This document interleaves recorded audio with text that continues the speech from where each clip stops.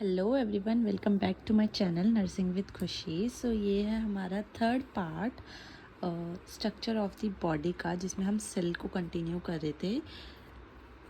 So start करते हैं आज का वीडियो। सो सबसे पहले है हमारा लाइसोसोम्स।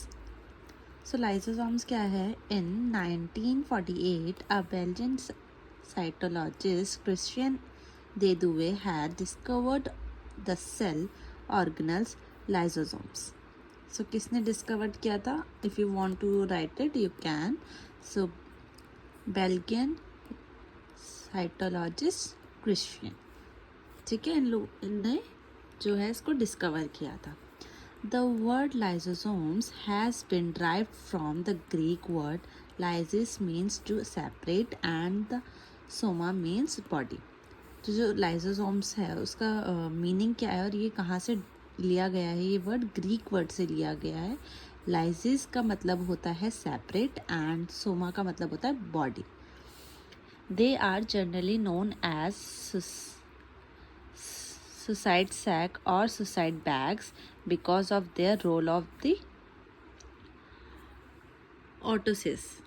ठीक है, इसके रोल के हिसाब से इसका नाम रखा गया है। इसको suicide sac and suicide bags भी बोला जाता है।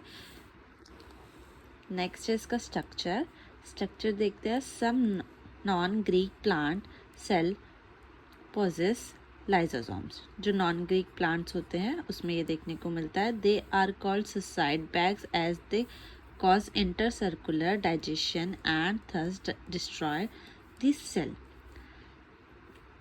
क्यों बोला जाता है? क्योंकि इनको क्या बोला जाता है? हमने पढ़ा सुसाइड बैग भी बोला जाता है। क्यों बोला जाता है? कॉज क्या है इसका? इंटरनल सर्कुलर डाइजेशन होता है, इनका अपने अंदर ही डाइजेशन होता रहता है और सेल को डिस्ट्रॉय करते रहते हैं, बनाते रहते हैं, इसलिए। नेक्स्ट है हमारा functions. Help to dissolve blood clots and thrombi. जो ब्लड क्लॉट्स होते हैं, थ्रोम्बीज होते हैं, उनको ये हेल्प करता है डिजॉल्व करने में। हेल्प इन केराटाइजिन स्किन, इसको हेल्प करता है। Cause the sperm to penetrate the ovum, क्या करता है और क्या फंक्शन है इसका? स्पर्म को पेनिट्रेट करता है ओवम के लिए, ठीक है। Restoration of bone, help in the reabsorption of water and small molecules in kidney and urinary bladder, decompose the matured RBS and dead cells। ये इसके फंक्शंस है। नेक्स्ट है हमारा एंडोप्लाज्मिक रेटिकुलम। एंडोप्लाज्मिक रेटिकुलम क्या होता है? The endoplasmic reticulum is a complex channel system enclosed within the membrane in the form of three-dimensional networks that consist of vesicles, flattened sac and branched tubules. So इन तीनों से मिलके ये जो dimension है, 3 का डायमेंशन है, तीनों नेटवर्क का डायमेंशन है, उससे क्या बनता है हमारा? उससे किस चीज़ की मेम्ब्रेन बनती है? एंडोप्लाज्मिक रेटिकुलम की। अब इसके स्ट्रक्चर के बारे में देख लेते हैं। There are 2 types of reticulum. Endoplasmic reticulum हमारे 2 टाइप के होते हैं। एक होता है रफ। सो फर्स्ट है हमारा rough endoplasmic reticulum. Small particles of RNA known as ribosomes. जो स्मॉल पार्टिकल्स होते हैं RNA के, वो क्या होते हैं? हम उसको क्या बोलते हैं? हम ribosomes. Has ribosomes attached to its surface. वो किससे अटैच होते हैं? राइबोसोम सरफेस से अटैच होते हैं। It involves in protein synthesis. किस में इन्वॉल्व होते हैं? प्रोटीन सिंथेसिस में। सेकेंड है हमारा स्मूथ एंडोप्लाज्मिक रेटिकुलम। सो पहला था हमारा रफ, दूसरा है हमारा स्मूथ। अपोजिट है दोनों, ठीक है, नाम से ही पता चल रहा है। इसमें क्या है हमारा?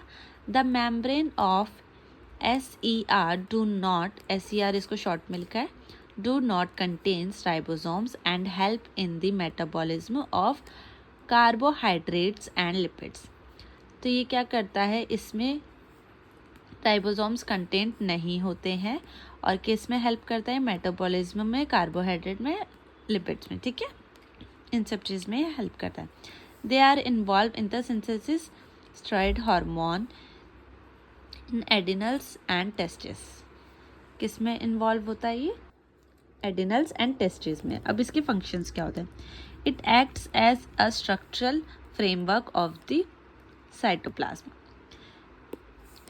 स्ट्रक्चरल फ्रेमवर्क किसका है? साइटोप्लाज्म का. It exchange material with the cytosol by active transport, osmosis and diffusion. Third क्या है हमारा? Protein synthesis by its surface bound ribosomes are collected and stored by RER, rough endoplasmic reticulum. ठीक है. Fourth है हमारा, it has different metabolic enzymes which help in the synthesis of. Next है हमारा, it has different metabolic enzymes which help in the synthesis of phospholipids, cholesterol and triglycerides. Next है हमारा, smooth endoplasmic reticulum found in the liver help in the synthesis of a glycogen and lipoproteins. So ये इसके हमारे functions हो गए हैं. Next है हमारा राइबोसोम्स. राइबोसोम्स क्या होता है? Ribosomes are cell organelles where protein synthesis take place. Ribosomes क्या है? जहाँ पे सेल के ऑर्गेनल्स में प्रोटीन सिंथेसिस मिलता है. They are abundant in living sales.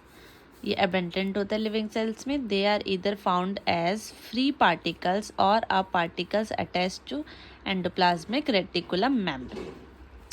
Structure कैसा है इसका? Ribosomes are ribonucleoproteins. It is divided into smaller parts called subunits which are made up of the both protein and riboclonic acid component. Next है हमारा, the smaller subunits is associated with the binding and decoding of mRNA. The layer subunits in associated with the addition of amino acids.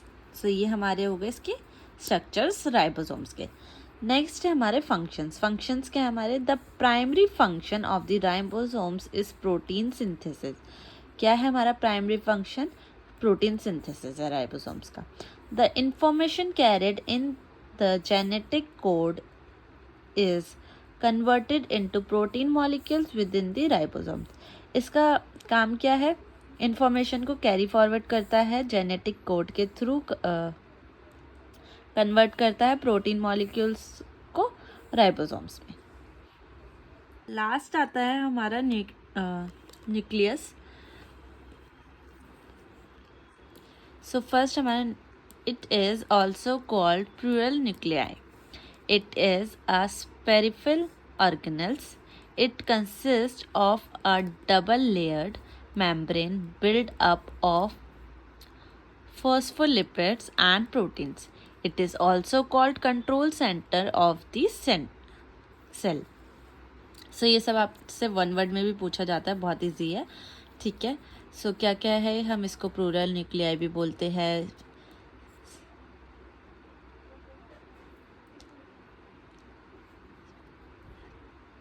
किस shape का होता है? स्फेरल shape का होता है. Double layered membrane का होता है, जिसमें क्या हमें मिलता है? प्रोटीन मिलता है, फॉस्फोलिपिड्स मिलता है, और इसको और क्या बोलते हैं हम? Control centre of the cell बोलते हैं.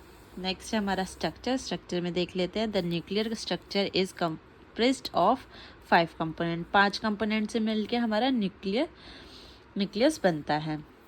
Nuclear envelope, nucleoplasm, chromatin material, nucleolus, chromosomes. इन सब से मिलके क्या बनता है हमारा? न्यूक्लियस. फंक्शन क्या है? It controls most of the physiological activity of the cell. क्या कंट्रोल करता है? हमारा फिजियोलॉजिकल एक्टिविटीज़ कंट्रोल करता है सेल का। It has direct involvement in reproduction. किस में है इसका डायरेक्ट इन्वॉल्वमेंट? रिप्रोडक्शन में, जिसको हम क्या बोल रहे हैं? सेल डिवीज़न, जो हम अपनी आगे की वीडियो में देखेंगे कि सेल डिवीज़न कैसे होता है। It function to encode all the genetic information that carries the hereditary characteristics in living organism. So आपको मेरा ये वीडियो अच्छा लगा हो तो guys please like comment share कीजिए, अपने दोस्तों के साथ, अपने जूनियर्स के साथ, सबके साथ शेयर कीजिए ताकि उनका भी हेल्प हो जाए। Thank you so much.